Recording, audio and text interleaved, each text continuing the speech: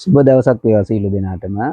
හෙළබීමට අරුණැල්ලක් වැඩසටහන යටතේ අපි YouTube channel එක හරහා මීට කලින් දේශීය පඳුරු වල වර්ග මොනවද? ඒක හඳුනාගන්නේ කොහොමද? පඳුරු වල වර්ග කොච්චරක් තියෙනවද? ඒක පැල රෝපණය කියන්නේ ව්‍යාප්ත කරගන්න හදාගන්නේ කොහොමද? භාජන වල මේක හදන්නේ කොහොමද? දැන් බඳුන්ගත වගාවක් කරගන්නේ කොහොමද? ඒ වගේම මේක ආහාරයට ගන්නේ කොහොමද කියන එක පිළිබඳව වීඩියෝ දර්ශනත් එක්ක අපි හැඳින්වීමක් කරලා තියෙනවා. අද අපි බලන්නේ එකිනෙකක් පඳුරු වල වර්ග ස්ථීර භූමියේ භාජන වල නෙවෙයි බඳුන් වල නෙවෙයි ස්ථීර භූමියක පොළවේ කොහොමද ඉඳන්නේ සකස් කරගන්නේ භූමිය වලක් හදාගන්නේ කොහොමද ඊට පස්සේ ඒ ගහක් කොච්චර කාලයක් නඩත්තු කරන්න ඕනේද අස්වැන්න නෙලා ගන්නට කොච්චර කාලයක් ගත වෙනවද කියන කාරණාව පිළිබඳව තමයි විශේෂ අවධානයක් යොමු කරන්නේ. දැන් මෙතන ගත්තොත් තියෙනවා පඳුරු වල වර්ග රාශියක්. ඒතර මේකෙන් එකක් තමයි කිරියාල. කිරියාල වලත් වර්ග කීපයක් තියෙනවා. මේ ඉසුරු කියන ප්‍රභේදය වැඩි දියුණු කරපු එකක්. ඉසුරු කිරියාර ගහක් හදාගන්න අපි කොහොමද වලක් සකස් කරගන්නේ? ඒකට වලක් සකස් කරගන්නවා නම් අනිවාර්යයෙන්ම අපිට වට ප්‍රමාණය තියෙන්න ඕනේ.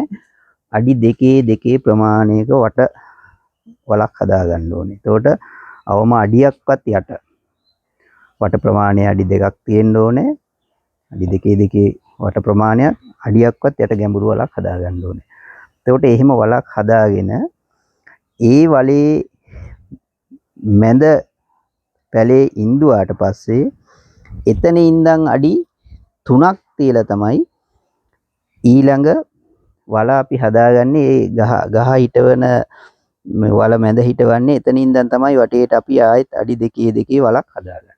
එතකොට ගස් දෙක අතර පරතරය අඩි 3ක් තියෙන්න ඕනේ. එහෙම හේතුව තමයි මේවා ලොකුවට හැදෙන පඳුරු වල. කිරියාල ගත්තොත් එහෙම ලොකුවට පඳුරක් හැදෙනවා. ඒකට ඒක හොඳට පැතිරලා යන්න ඉඩකඩ තියෙන්න ඕනේ. ඒ කාරණේ තමයි මේ අඩි 2ක් ගන්න ඕනේ කියලා කියන්නේ අල ගොන්නම හැදෙන්නේ ගහ වටේ. ඒකට හොඳට බුරුල්ල තියෙන්න ඕනි.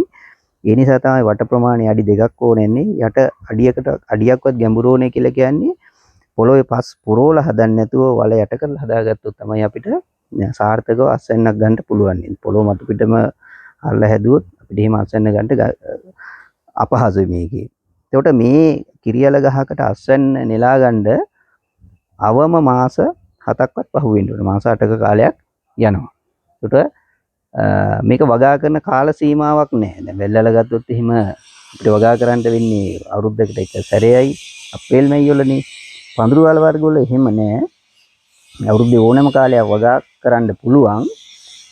හැබැයි නියමිත කාලයක් තියෙනවා අස්වැන්න ගන්න. මේ ඒකට කාලේ ගත වෙන කාලේ ඉතින් එකට වෙනස් වෙනවා. ඒකට මේ කිරියල ගත්තොත් මේ වගේ අවම මාස 7ක්වත් පහු වෙන්න ඕන. මාස 8ක කාලයක් යනවා. එතකොට තමයි අපිට හොඳ අස්වැන්න ලබා ගන්න පුළුවන්. ඒක ගහ මැරෙන්නේ නැහැ. සමහර ඒ වගේ පීදිලා මේ මලකුත් වෙනවා. ඒකට අඳුනා ගන්න පහසු වෙන්නේ අස්වැන්න නෙලන්න ගහ හොඳටම මෝරලා පැහිගෙන යනකොට මේ කෙටි පත්‍ර තමයි එන්නේ.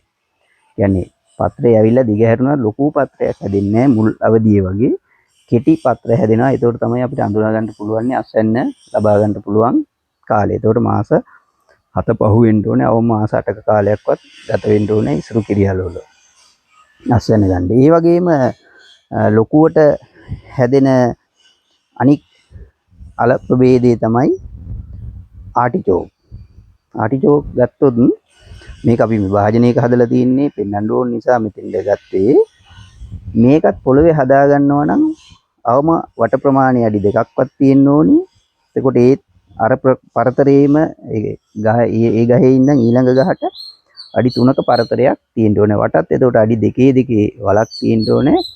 යට අඩියක්ම නොවුනත් කමක් නැහැ. නමුත් අඩියක් විතර තියෙනවා නම් හොඳයි. එතකොට ඒ අඩියක් විතර ගැඹුර හදා ගන්න වලේ තමයි අර කොම්පෝස්ට් එක පුරවලා අපි මේ ගහයි ඉඳන්නේ. එතකොට එහෙම ඉඳලා මේකෙත් අස්වැන්න ගන්න කාලයක් ගත වෙනවනේ. මේ කිරියල වගේම තමයි. මේකත් මාස 7ක් පහු වෙන්න ඕනේ. 7ක් 8ක් යනවා. එතකොට තමයි අපිට මේකේ අස්වැන්න ගන්න පුළුවන්. මේක නම් හැබැයි ගහ පැහිගෙන එනකොට ගහ මැරෙනවා. මැරිලා මේක කහ පාටලා මැරිලා වියලිලා යනවා. අන්න ඒ අවස්ථාව තමයි ආටිචෝක් පඳුර ගලව ගන්න හොඳම අවස්ථාව. මොකද ඊට කලින් මේ කොළ පැහැයෙන් තියෙන කාලේ ගැලෙවුවොත් මේකේ අල තියෙනවා. හැබැයි මේ රසය අඩුයි. කියන්නේ මේකේ ටිකක් වතුර ගතිය වැඩි. ඒ හින්දා මේ හොඳටම ගහ මැරෙන්න ඇරලා පැහිලා මැරෙන්න ඇරපුවාම තමයි ගලවන්න ඕනේ. ඒතකොට තමයි අර ප්‍රණීත රසයක් තියෙන්නේ, පිටි ගතියක් තියෙන්නේ. වතුරමය ස්වභාවය වැඩි. මේ අමුයෙන් ගහ තියෙන කාලේ මාස 6-7කින් ගලවුවොත් අපිට එහෙම හොඳ රස ආටිචෝක් එකක් එනත්තම් බෝල බුස්සන්න, බිත්තර බුස්සන්න අලයක් ගන්න අමාරුයි. ඒ හින්දා මේකත් කිරියල වගේම මාස 7-8ක කාලයක් ගත වෙනවා. ඒ කාලේ ඒ ගත වෙනකන් අපි ගලවන්න හොඳ නෑ. ඔන්න එතකොට ඒකත් ඒ විදිහෙන් අපිට අර ඉසුරු කිරියලයක වගේම වටේ ප්‍රමාණය අඩි 2ක් තියලා යට අඩිය ගැඹුරක් තියලා ගස් දෙක අතර පරතරයේ අඩි 3කින් හදාගන්න පුළුවන්. එතකොට ඒ පඳුරු වලත් තව එක විශේෂයක්. අනිත් වර්ගයේ ගත්තොත් බුත්සරණා. මේ බුත්සරණා වර්ග කීපයක් තියෙනවානේ. සුදු බුත්සරණා, රතු බුත්සරණා කියලා. මේ සුදු බුත්සරණා එක. සුදු බුත්සරණා වලත් රතු පාටටත් මල් වෙනවා, කහ පායෙනුත් මල් වෙනවා. එතකොට බුත්සරණත් හදා ගන්නකොට වට ප්‍රමාණය අපි අනිවාර්යයෙන්ම අර ඉසුරු කිරියල වල ආටිචෝක් වල වගේම වට අඩි 2ක මේ ප්‍රමාණයේ වලක් හදා ගන්න. අඩි 2 වට ප්‍රමාණයේ වලක්. එතකොට ගැඹුර අඩියක්ම නොවුනට අඟල් 7-8ක් විතර වුණාට කමක් නැහැ. මොකද මේ බුත්සරණ ගොඩාක් යට කරලා හදන්න හොඳ නැහැ. මොකද එතකොට අල එවීමේ හැකියාව සම්භාවිතාවය අඩු වෙනවා. ඒ හින්දා අඟල් 8ක් විතර යට වුණාට ගැටලුවක් නැහැ. ගොඩාක් අඩියක්ම යට කරන්න අවශ්‍යතාවයක් නැහැ. එතකොට මේකත් හදනකොට ගස් දෙකක් අතර පරතරේ මේ එක ගහක ඉඳන් ඊළඟ ගහට තියෙන්න ඕනි අඩි 3ක්. වට අඩි 2 ප්‍රමාණය යට අඟල් 8ක් පමණ ගැඹුර වලක ගස් දෙක අතර පරතරයේ අඩි 3ක ප්‍රමාණය තියෙන්න ඕනේ. එතකොට බුත්සරණවල විශේෂත්වය තමයි හදලා මාස 4ක් ගත වෙනකොට අපිට අස්වැන්න ගන්න පුළුවන්. බුත්සරණ ගස් මැරෙන්නේ නෑ මේ පැහෙනකොට. පැහෙනකොට විශේෂත්වය තමයි මෙන්න මෙහෙම මල් එනවා. මල් පීදුනාට පස්සේ මේ මල පරවේගන යනකොට පොඩ්ඩක් මේ එන ගෙඩි හයි වෙනවා. දැන් මේව හයි වෙලා නෑ. හයි වෙලා මේක මෝරණ ස්වභාවයක් එනවා. අන්න ඒ අවස්ථාව තමයි වඩාම හොඳ බුත්සරණා අස්වැන්න නෙලා ගන්න. ඒකට මේක වඩාත්ම දුඹුරු පැහැයෙන් හැරිලා මේ දුඹුරු පාට වෙන්න වේගන යනකොට ගලවෙව්වොත් එන්නේ අල ගන්න පුළුවන් රසවත් නෑ. එතකොට ඒක පැලවේගන එනවා. ඒ නිසා මේ මල හැලීගෙන ගිහින් gediya තද ස්වභාවයක් දක්වනවා නම් අන්න ඒ අවස්ථාව තමයි වඩාම උචිත බුත්සරණ ගලව ගන්න. බුත්සරණ මැරෙන්නේ නෑ. ගහ ඒ විදිහෙම තියෙනවා. එතකොට ඒ ගහ ළඟ නැවත එන අල ටික ඔක්කොම පැලවෙනවා. මාස 4 පහ වුණාම මේ වගේ පැහීගෙන කාලය අවසන් වෙන වෙලින්ද මේ gediya තද. දැන් මේකේ තද නෑ මේ. ලපටි. ඒකට තද වෙන්නේ පැහුණා නම් මේක මිරිකන්න බෑ මෙහෙම. පොඩි වෙන්නේ නෑ. අන්න ඒ අවස්ථාව තමයි වඩාම හොඳ අස්වැන්න නෙලා ගන්න. ඒතකොට මාස 4ක් තමයි බුත්සරණ වලට ගත වෙන්නේ. ඒතකොට රතු බුත්සරණත් සුදු බුත්සරණත් දෙකම ඒ ආකාරයයි. ඊළඟට අපි ගත්තොත් ඇරුක්කා. ඇරුක්කට උලන් කිරිය කියලා කියනවා. ඒකට මේ චූටි අල කෑලි වලින් පැලවෙන්නේ. ඇරුක්කත් හදා ගන්නකොට ඉසුරු කිරියල වගේමයි වට ප්‍රමාණයේ වලේ අඩි 2.2 ප්‍රමාණය තියෙන්න ඕනේ. යටත් අඩියක් ගැඹුර තිබ්බට අඩි එකමාරක් වුණත් ගැටලුවක් නැහැ. අවම අඩියක්වත් තියෙන්න ඕනේ. ඒකට බුත්සරණා ආටිචෝක් ඉසුරු කිරියල වගේම එක ගහක ඉඳන් ඊළඟ ගහට පරතරයේ අඩි 3ක් තියෙන්න ඕනේ. අර බුත්සරණා වල ලොකු පඳුරක් හැදෙනවා. ඒ වගේම ආටිචෝක් වලත් පඳුරක් හැදෙනවා. එතකොට ආටිචෝක් එකත් හදා ගන්නකොට අර වගේ දෙකේ වට ප්‍රමාණය තියෙන අඩියක් ගැඹුර වලේ කොම්පෝස්ට් පුරවල තමයි හදාගන්නේ. ඒතර ගස් දෙකක් අතර පරතරේ අඩි 3ක් තියෙන්න ඕනේ. මොකද අර අඩි 2 වලයක් අපි හදාගන්න කියලා කියන්නේ ඉසුරු කිරියල ගහක එකක් හැදුවොත් එක ගහයි හැබැයි රූට්ස් වලට හැදෙනවා. හැබැයි ආටිචෝක් සහ මේ ඇරුක්ක ගත්තාම ඇරුක්කයි ආටිචෝක් දෙකම පඳුරක් බෝ වෙනවා. එක ගහක් අදපුවාම පඳුරක් හැදෙනවා ඒක වටේ යල ඇවිල්ලා. ඒ නිසා තමයි අර අඩි 2 වල අනිවාර්යයෙන්ම ඕනේ කියලා කියන්නේ අර වල වටේටම හොඳට මේ පඳුරක් ලියලා හැදෙන ඉඳ. ඒ හින්දා මේකටත් අඩි 2 වලක්ම හදා ගන්න ඕනේ අඩියක් ගැඹුරට. ඒතකොට මේකේ අස්වැන්න ගන්නත් මාස 6 ඉක්මෙන්න ඕනේ. මාස 7ක් ඉක්මුණාම 6-7ක් ඉක්මනකොට මේ ගහ පීදිලා මලක් හැදෙනවා. අන්නේ මල එන අවස්ථාව තමයි පීදුන අවස්ථාව. ඒ කාලේ තමයි ගලවා ගන්න සුදුසු. හැබැයි මැරෙන්නේ නැහැ ගහ. ආටිචෝක් ගහ වගේ මැරෙන්නේ නැහැ. අල ඇදිලත් කොළ පැහැෙන් තියෙනවා. මල්ලාවට පස්සේ තමයි ගහ මෝරලා කියලා අපිට හොයාගන්න පුළුවන්. අන්න ඒ කාලේ තමයි අස්වැන්න නෙලා ගන්න වඩාම සුදුසු කාලය. ඊළඟට ගත්තොත්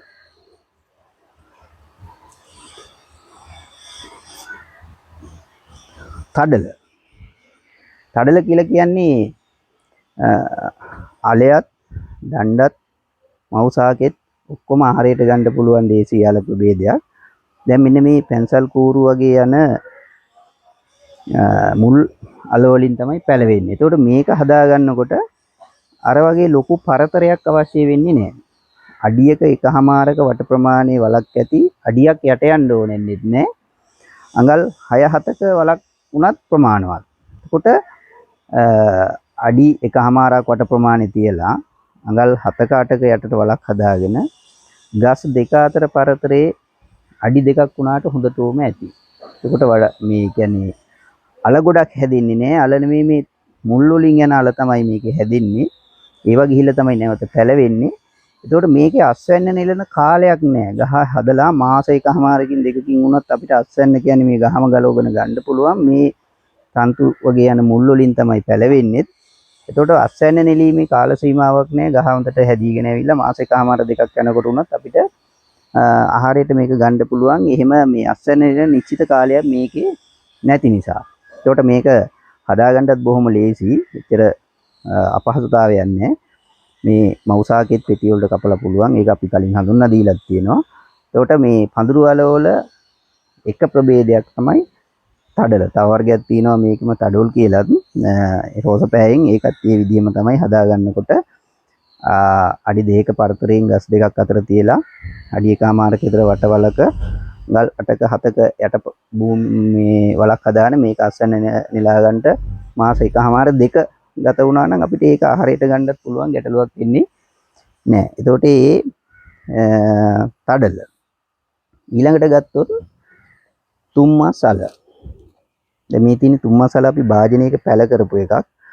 තුම්මසල වල විශේෂත්වය හරියට කොලේ නෙළුම් කොලේ වගේමයි. අපි කලින් හඳුන්වා දීලා තියෙනවා. තුම්මසලත් හදනකොට ගස් දෙකක් අතර පරතරේ තියාගන්න ඕනේ අවම අඩි දෙකක්. එතකොට අඩියක එකහමාරක වගේ වට ප්‍රමාණයේ වලක් මේකට ප්‍රමාණවත්. එතකොට මේකෙත් ගොඩාක් යට කරලා හදන්නේ නැහැ. මොකද අල ටික හැදෙන්නේ මේ ගහ ආසන්නෙමයි. ඉඳ අඟල් 6-7ක යට ගැඹුරක් ගහ යට මේ වලක් හදාගෙන අඟල් 8ක විතර ඒකේ පුරවල තමයි හදාගන්නේ.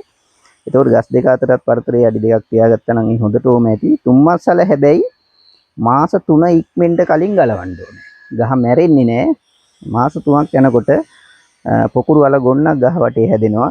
දැන් මේ හිම පැලවේගෙනත් වෙනවා අංකුර. මේ තින්නේ. ඒක මාස 3ක් යනකොට අනිවාර්යයෙන්ම ගලවලා ගන්න ඕනේ. නැත්නම් ඒ අල ටික ඔක්කොම පැලවෙනවා. තුම්මස්සල විශේෂත්වයේ ඒක. දැන් මේක පඳුරු වල වලම තියෙන තව එක ප්‍රභේදයක් තමයි මැල්ලුම් කිරියල. සම්බුල් කිරියල කියලා කියනවා. පතු කිරියල කියලා කියනවා.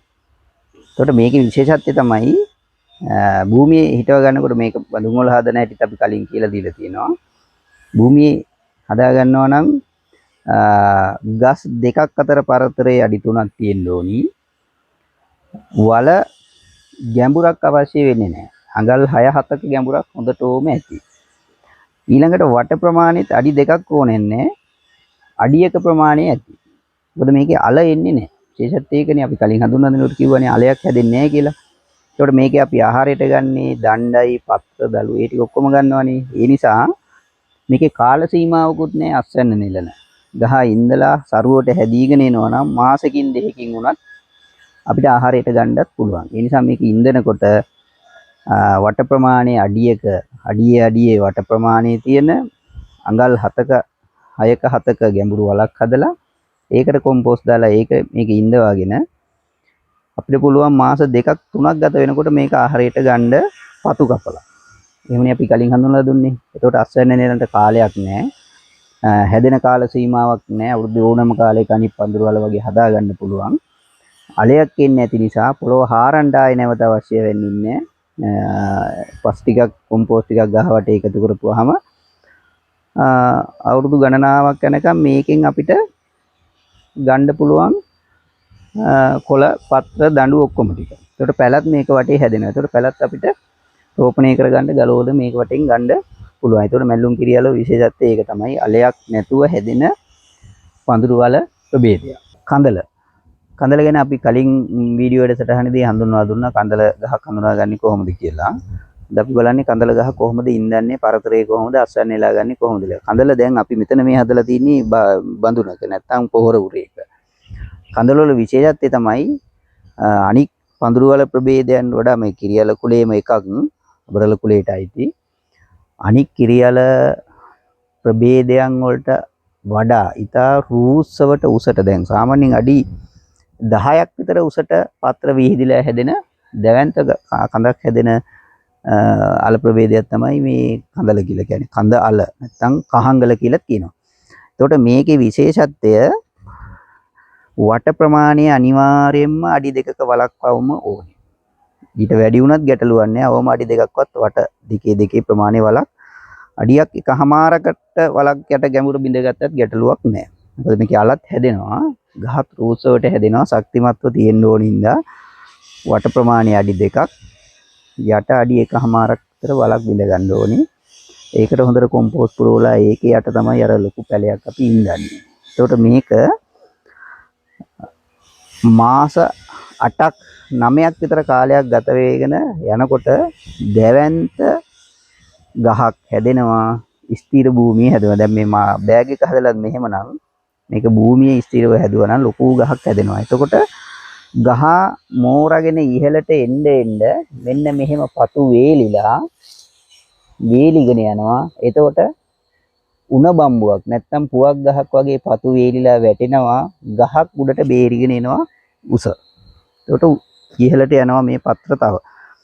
සාමාන්‍යයෙන් මෙන්න මේ හරියක් විතර එනකන් පොළවේ ඉඳුවා නම් පතු බේරිලා උඩට එන ගහක් හදාගන්න පුළුවන් අපි.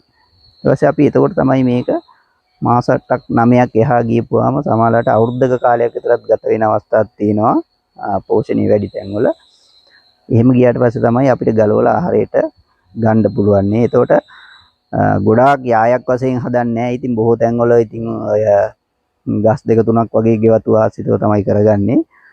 හදනකොට මේ ගහේ ඉඳන් ඊළඟ ගහට පරතරේ තියෙන්න ඕන අවම අඩි 4ක්වත්. 5ක් වුණත් ගැටලුවකුත් නැහැ. අඩි 4ක්වත් තියෙනවා. මොකද රූස්සවට පත්‍ර හැදෙනවනේ මේකේ. සාමාන්‍යයෙන් තද වැස්සකට ඉසලන යන්න පුළුවන් ලොකු දැවැන්ත කොලයක් හැදෙනවා මීට වඩා. මේ වගේ 3 ගුණයක් ලොකුවට. මේ පත්‍රය වගේ 3 ගුණයක් ලොකුවට හැදෙනවා. ඒකට ඒ නිසා හොඳට ඉඩකඩ තියෙන පරතරයකින් අඩි 4ක්වත් අවම තියාන හදාගන්න ඕනේ. ගස් දෙක තුනක් ළඟ හදනවා නම්. ඒකට මාස 9 ඉක්මවන්න ඕනේ. පත්‍ර වියලිලා උඩට එනකොට හැලිලා කඳක් බේරෙනවා. ඒ කඳ තමයි අපි ආහාරයට ගන්නේ. ඒ විදිහේ තමයි කඳල ගහ හදාගන්නේ.